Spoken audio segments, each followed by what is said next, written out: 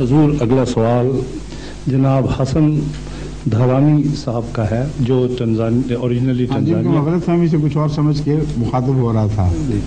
پہلے کسی اور کا سوال تھا، آپ کی طرف اشارہ کر بیٹھے تھے جی تو میں جواب آپ کو دے رہا تھا. یہ کیسے بیٹھے ہوئے دوست؟ حضور اوریجنلی ٹنزانیہ سے ہیں، ویسے سٹن سے تشریف لائے ہیں. ان کا اسماعیلیہ فرقے سے تعلق ہے. بالکل ٹھیک ہے،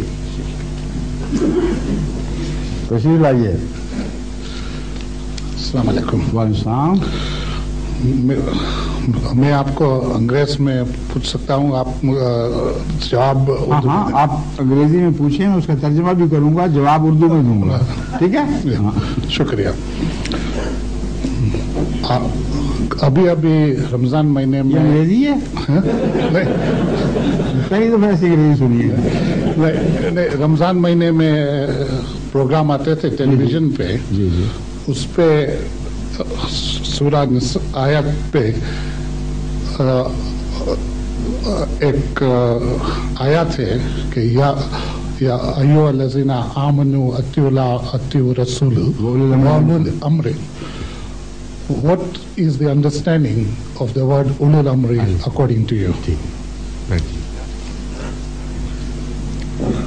قرآن کریم کی یہی آیت جس کا آپ نے ذکر فرمایا ہے اس سوال کا جواب دے چکی ہے جو آپ نے اٹھایا ہے، کیونکہ آگے جا کر فرماتا ہے فَإِذَا تَنَازَعْتُمْ فِي شَيْءٍ فَرُدُّوهُ إِلَى اللَّهِ وَرَسُولِهِ.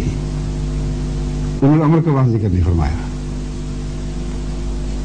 بس اگر اولو الامر سے مراد خدا کا فرستادہ امیر یا امام ہے تو اس کے ساتھ دین کے معاملے میں جھگڑا ہو سکتا ہے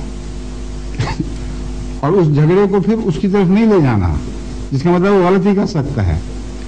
اگر غلطی کر سکتا ہے تو امام یا امیر کیسے ہو گیا؟ بس یہاں اولو الامر سے مراد دنیاوی بادشاہ ہیں جن کے پاس حکومت ہو، ان کی اطاعت کرو. یہی قرآن کی تعلیم ہے. انگلستان میں آپ اطاعت نہیں کرتے برٹش حکومت کی، کیا قرآن کے خلاف کرتے ہیں؟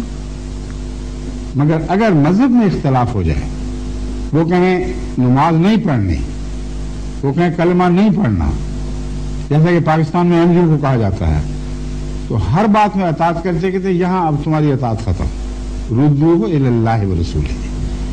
جب اولو الامر سے صاحب حکومت سے اختلاف ہو جائے تو پھر اللہ اور رسول کی بات مانو، اولو الامر کی بات بے شک نہ مانو. سمجھ گئے؟ شکریہ.